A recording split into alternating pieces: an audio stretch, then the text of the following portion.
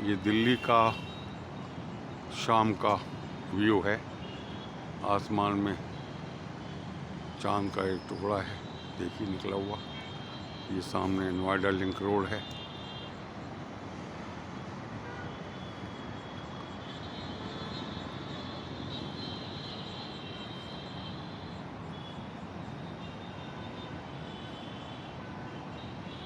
ये सामने निज़ामुद्दीन का पुल है जो कि मेरठ की तरफ जा रहा है। बहुत अच्छा बन गया है और इधर से आगे भी और इम्प्रूवमेंट की जा रही है। ये देखिए ब्लू लाइन मेट्रो सर्विस है जो कि नोएडा जा रही है।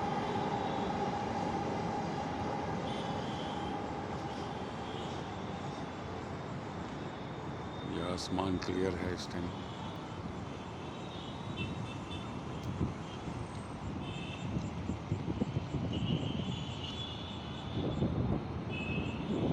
ये ऊपर अगर आपको तारा दिखाई दे रहा है तो ध्यान से देखिए तो शायद दिख भी जाए।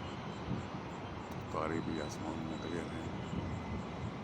ये बहुत सुंदर ठंडी हवा चल रही है। यमुना का किनारा, बरसात के दिनों में इधर यमुना के इस एरिया में सामने इस टाइम रात को शायद आपको पानी की वो दिखाई दे रही होगी, प्रतिबिंब। पानी भर गया है तो जितने भी ये नर्सरी वाले हैं अपने प्लांट्स को लेके और सड़क के किनारे आ गए हैं, वहाँ बैठ गए हैं। जब पानी नीचे उतरेगा तो वापस जाएंगे। ये लोग यमुना के इर्द गिर्द खेतों में अपना काम करते हैं।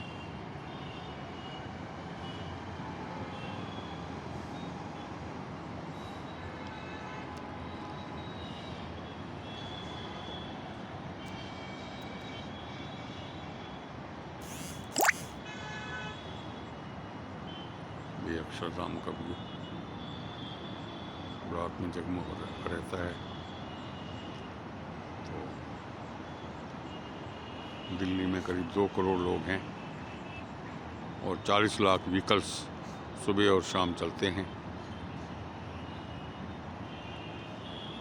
और जैसा कि हम सब जानते हैं, ऑक्सीजन जो हम लेते हैं उसका ज़रिया बनाने का सिर्फ पेड़ पौधे ही हैं, उनके पत्ते हैं।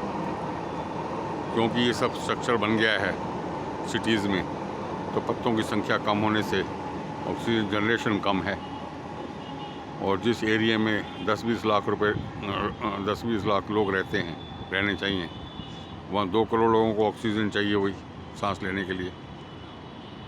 और वही जो कार्बन डाइऑक्साइड छोड़ते हैं उसी एटमॉस्फेयर में छोड़ते हैं, जो कि पौधे कार्बन डाइऑक्साइड को चूसते हैं।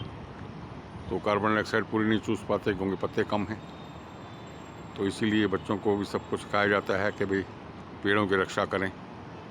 किताबों में ये कहीं नहीं लिखा है कि जो ऑक्सीजन है एटमॉस्फेयर में उसका ज़रिया सिर्फ पौधों के पत्ते हैं। ये तो सिखाया जाता है कि पौधों की रक्षा करो, पेड़ पौधे जो हैं हमें फल देते हैं, सब्जियां देते हैं।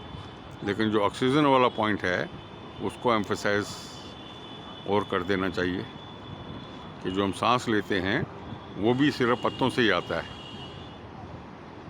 अभी जो 40 लाख व्हीकल्स जो पॉल्यूशन उसमें छोड़ते हैं उसी एटमॉस्फेयर में रोज़ सुबह शाम, उसको निकालने का कुछ ज़रिया नहीं है। तो ये दूषित एटमॉस्फेयर जो हमें आंखों से नहीं दिखाई देता, लेकिन हमारे सांस की नलियाँ और फेफड़े उसको ज़रूर महसूस करते हैं।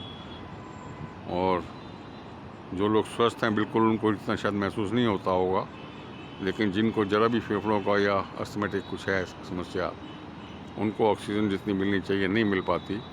तो सांस की एलिमेंट्स इन सब सिटीज़ में, दिल्ली हो गया, मुंबई हो गया, कलकत्ता हो गया, जहाँ पे पेड़ों की पत्तियाँ कम हैं, तो एक समय आ जाएगा जैसे कि हिमालय से पानी की बोतलें भर भर के लाते थे तो गाँव से और दूसरे एरियाज से, और फ्रेश एयर के सिलेंडर्स भर भर के लाए जाएंगे और उनके पाइप के ज़रिए एक्सपेंडिंग जेट से और घरों में पाइपलाइन लगा के फ्रेश एयर की सप्लाई घरों में, स्कूलों में, हॉस्पिटल्स के वार्ड्स में, ऑफिसेज में, चौराहों पर, ट्रैफिक के, जैसे हिमालयाज़ का फ्रेश पानी लाया जाता है शीशियों में, ऐसे ही सिलेंडर्स में भर के।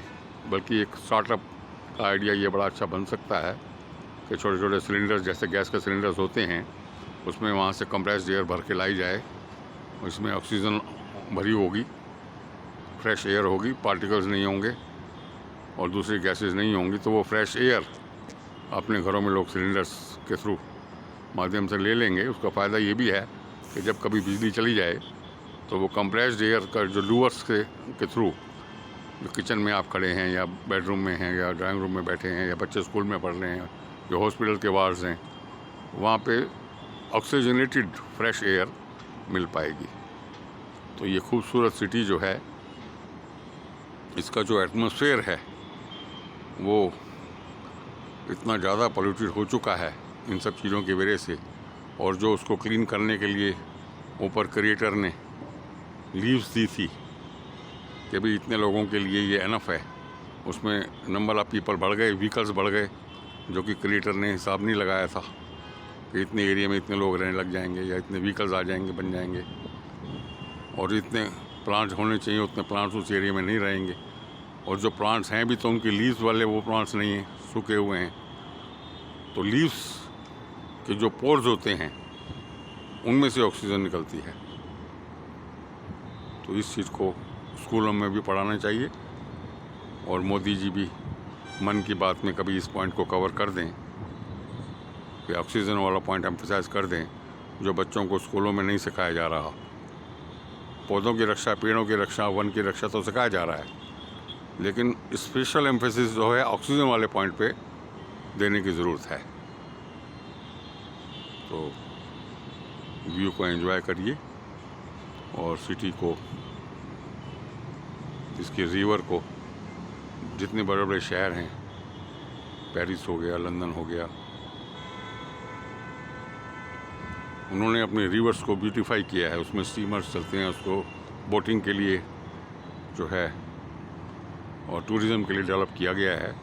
तो जो हमारी भी जो 40 किलोमीटर के करीब लंबाई यमुना की है, उसके अगर 5-5 या 2-2, 4-4 किलोमीटर के टुकड़े बना के, पार्ट्स बना के, और डिफरेंट कॉन्ट्रैक्टर्स को ब्यूटिफिकेशन के लिए दे दिया जाए, अडॉप्शन के लिए दे दिया जाए, और वो उसके अंदर बैरिकेड्स और उस टाइप की चीज़ें लगा के, जाल लगा के अपने अपने एरिया को ठीक करें, साफ़ करें, और उसके अंदर छोटे छोटे आर्टिफिशियल फॉरेस्ट बना दें।